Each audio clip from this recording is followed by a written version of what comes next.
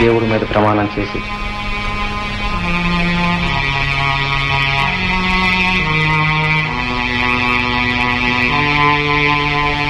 దేవుడి మీద ప్రమాణం చేసి అంతా నిజమే చెప్తాం.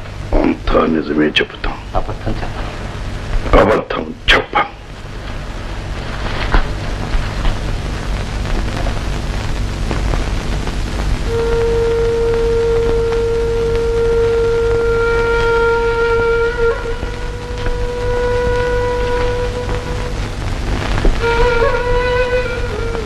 మీ పేరు?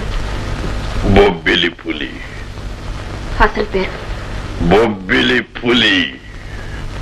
ఇదివరకు 2 సార్లు కోర్టులో హాజరైనప్పుడు మీ పేరు చక్రధర అన్నట్టు గుర్తు. ఆ కోర్టులతోనూ ఆ తీర్పులతోనూ ఆ చక్రధర ఆనాడే చచ్చిపోయాడు.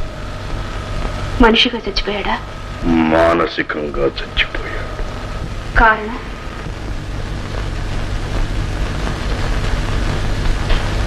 ఈ సమాజంలో ఉన్న కుళ్ళును చూడలేక. మా అందరికీ కనిపించిన కుళ్ళు మీకొక్కరికే కనిపించిందా? మురికి కాలువ పక్కన కాపురం చేసే వాళ్ళకి వాళ్ళల్లో కూడా ఆ వాసన జీర్ణించిపోతుంది. కొత్తగా వచ్చిన వాళ్ళే ఆ వాసన భరించలేక పారిపోతారు. కొత్తగా మీరెక్కడి నుంచి వచ్చారు? నీతి, నిజాయితీ, క్రమశిక్షణ, త్యాగం, ధైర్యం ఉన్న చోటి నుంచి. ఇవన్నీ సమాజంలో లేదు కాబట్టి మీరు బొబ్బులిపులిగా మారి మీ ఇష్టం ఉన్న వాళ్ళందరినీ చంపేశారన్నమాట. ఇష్టం ఉన్న వాళ్ళను కాదు, దేశానికి నష్టం తెస్తున్న వాళ్ళ. ఆ నష్టం దేశానికి మీ వల్లే కలిగిందని మేము అనుకుంటున్నాం. కాబట్టే నన్ను బోనెక్కించారని నేను అనుకుంటున్నాను. చక్కెర ఫ్యాక్టరీ ఓనర్ రాజనాల గారిని చంపింది మీరేనా? అవును. సిమెంట్ ఫ్యాక్టరీ భాగస్తులు భీమరాజు గారిని చంపింది కూడా మీరేనా? వాడి కేసును తప్పుదారి పట్టించిన ఇన్స్పెక్టర్ నాయుడిని చంపింది నేనే. ఏ తప్పుడు కేసు వచ్చినా భుజాన వేసుకుని మోసే లాయర్ కృష్ణమూర్తిని చంపింది కూడా నేనే. హాస్పిటల్లో చేరకుండానే చేరాలని తప్పుడు సాక్ష్యం చెప్పిన డాక్టర్ వెంకటేశ్ను చంపింది కూడా నేనే. సిస్టర్ అన్న పదానికి మచ్చ తెచ్చిన ఆ నర్సును చంపింది నేనే. నా చెల్లెలి జీవితాన్ని నాశనం చేసిన ఆ దుర్మార్గుణ్ణి చంపింది కూడా నేనే. వాడి బాబుని కూడా చంపాలని ప్రయత్నించింది నేనే. దేశద్రోహి అయిన నా కన్న తండ్రిని చంపుకున్నది కూడా నేనే. అంటే ఈ హత్యలన్నీ మీరే చేశారా? నేనే నేనే నేనే. ఎన్నిసార్లు చెప్పమంటారు? ఇన్ని చేసి మీరు సాధించింది ఏమిటి? మీరు సాధించలేనిది.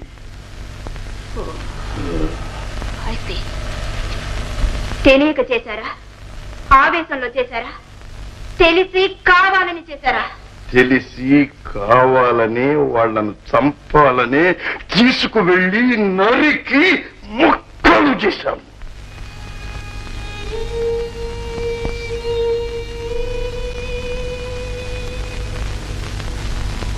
యువర్ ఆనర్, బొబ్బులిపులిగా ముద్రపడిన మేజర్ చక్రధర్ అనబడే ముద్దాయి ఈ హత్యలన్నీ కోరి కావాలని కక్షతో ఏదో సాధించాలనే పట్టుదలతో చేశానని కోర్టు వారి ముందు తనకు తానే ఒప్పుకుంటున్నాడు.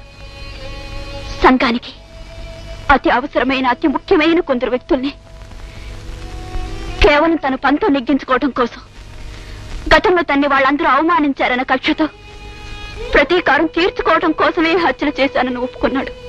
యువర్ ఆనర్, ఇన్నాళ్ళు దేశాన్ని ప్రజల్ని భయాందోళనతో ముంచెత్తిన బొబ్బులిపులిని కఠినంగా శిక్షించి దేశానికి ప్రశాంత పరిస్థితిని ఏర్పరచవలసిందిగా కోరుతున్నాను. యువర్ ఆనర్,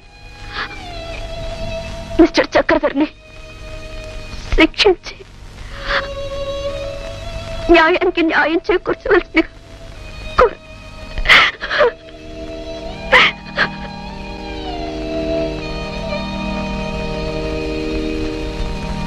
ఒక్క ఒక్క నిమిషం నాకు అవకాశం ఇవ్వగలరా? పై కోర్టుకు వెళ్ళడానికి నాకు అవకాశం ఉందా? అవును, ఉంది. పై కోర్టుకు వెళ్లితే ఏం జరుగుతుంది యువర్ ఆనర్? శిక్ష తగ్గించవచ్చు, లేదా అదే శిక్షను ఖాయం చేయవచ్చు. అంటే ఈ కోర్టులో వేసిన శిక్ష పై కోర్టులో పోవచ్చు, ఆ కోర్టులో వేసిన శిక్ష ఆ పై కోర్టులో పోవచ్చు, లేదా కింద కోర్టు వారు వేసిన శిక్షనే పై కోర్టు వారు కూడా ఖాయం చెయ్యవచ్చు. అంటే ఒక కోర్టుకి ఇంకొక కోర్టుకి సంబంధం ఉండవచ్చు, ఉండకపోవచ్చు. కోర్టుకి తీర్పుకి ఇంత మార్పుంటే మీ న్యాయస్థానంలో న్యాయం ఉన్నట్టా యువరానర్? ఒక్కొక్క కోర్టులో ఒక్కొక్క తీర్పు ఉంటుంది కనుకనే నేరస్తుడు తాను చేసిన నేరం ఏమిటో మరిచిపోయిన తర్వాత కానీ శిక్ష పడదు. తెలివి గల పబ్లిక్ ప్రాసిక్యూటర్ గారు రాజురావును చంపావా, భీమరాజును చంపావా అని అడిగారే కానీ వాళ్ళని ఎందుకు చంపావు అని ఎందుకు అడగలేదు యువరానర్? ఓహో, అంటే కాగితాలేనా మీకు ఆధారం? Your honour, just a minute.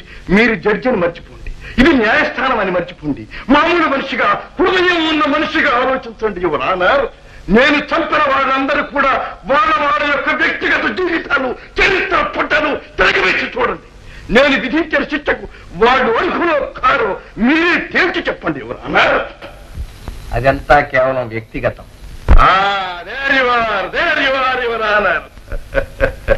వ్యక్తిగతం. ఈ లోకంలో వ్యక్తిగతంగా గాక సంఘపరంగా ఎవరు ఆలోచిస్తున్నారు యువరానర్? ప్రతి వ్యక్తి తనకు కావలసిందేదో అది సాధించటం కోసం, తన స్వార్థం కోసం తన అడ్డును తొలగించుకోవటానికి ప్రయత్నిస్తాడు. ప్రభుత్వం కళ్ళు మూసేస్తాడు, న్యాయస్థానం కళ్ళు కప్పేస్తాడు, న్యాయం కాపాడవలసిన కొందరిని డబ్బుతో కొనేస్తాడు. అందుకే ఆ నేరస్తుల్ని నా చేతులతో నేనే స్వయంగా చంపాను. కానీ you should not take law in to your hands. చట్టాన్ని, ప్రభుత్వాన్ని నీ చేతుల్లోకి తీసుకోకూడదు అంటారు మీరు. మీ న్యాయస్థానానికి కావలసింది సాక్ష్యాలు, ఆధారాలు. పంచదార గోడంలో బస్తాలు తరలిస్తూ ఉండగా నా కళ్ళతో నేను చూచాను, కానీ సాక్షులు ఎక్కడి నుంచి తేలివరానారు? వచ్చిన సాక్షులు డబ్బుకు అమ్ముడైపోయారు. అలాగే రోడ్డు మీద మనుషుల మీద కారు పోతూ ఉండగా, వాళ్ళు చచ్చిపోతూ ఉండగా నేను నా కళ్ళతో చూచాను. దానికి ఉన్నది రెండు సాక్ష్యాలు. ఒకటి నేను, రెండు ఆ భగవంతుడు. ఆ భగవంతుడున్నాడో లేడో తెలియదు. ఉన్నా ఇక్కడికి రాలేడు. ఉన్న ఒక్కడిని నేను వచ్చాను. కానీ ఏం లాభం? నా నిజాయితీని, నిజాన్ని మీ టేబుల్ మీద ఉన్న కాగితాలు, సర్టిఫికెట్లు మూసేశాయి. హంతకులు ఎవరో కోర్టుకు తెలియదు, నాకు తెలుసు. తెలిసిన దానికి ఆధారాలు లేవు. ఆధారాలు ఏంటే మీరు శిక్షించలేరు. కాబట్టి మీరు విధించలేని శిక్షల్ని నా ఆత్మసాక్షి ఆధారంగా న్యాయస్థానాల పరువు, ప్రతిష్టలు కాపాడటం కోసం నేనే విధించాను.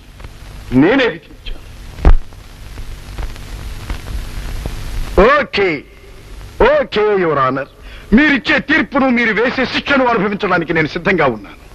కానీ ఆఖరుసారిగా మిమ్మల్ని ఒకే ఒక మాట అడుగుతాను. నాకెందుకు ఈ ఉరిశిక్ష విధించారు? మనుషుల్ని చంపినందుకు. ఓ, మనుషుల్ని చంపితే ఉరిశిక్ష వేస్తారు కదూ.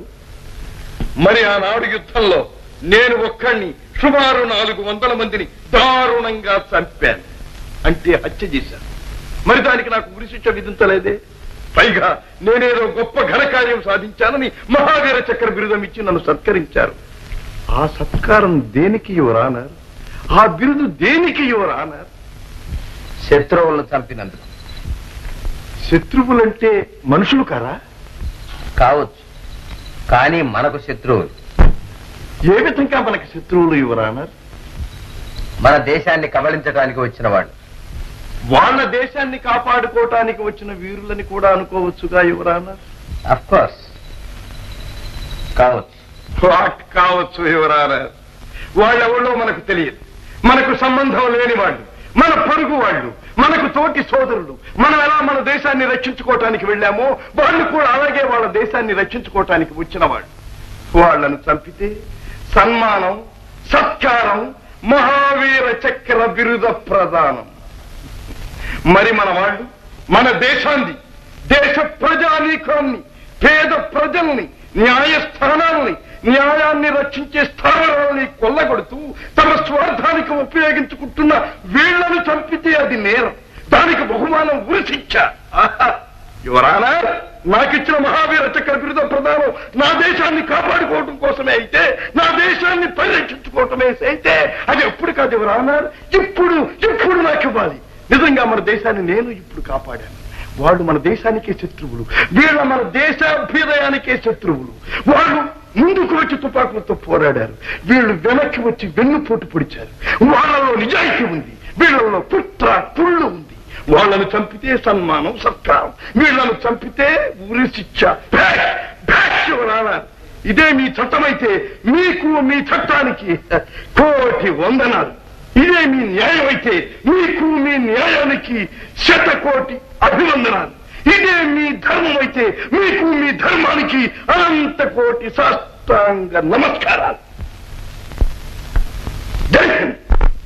బొబ్బిలిపులిగా పిలువబడుతున్న మేజర్ చక్రధర అనబడే ఈ ముద్దాయి తను చేసిన నేరాలన్నింటినీ కోర్టు వారి ముందు ఒప్పుకున్న కారణంగా ఐపీసీ 300, 302, 307 సెక్షన్ల ప్రకారం శాంతి భద్రతల దృష్ట్యా, సమాజ శ్రేయస్సు దృష్ట్యా ముద్దాయి చక్రధరికి కోర్టు వారు ఉరిశిక్ష విధిస్తున్నారు.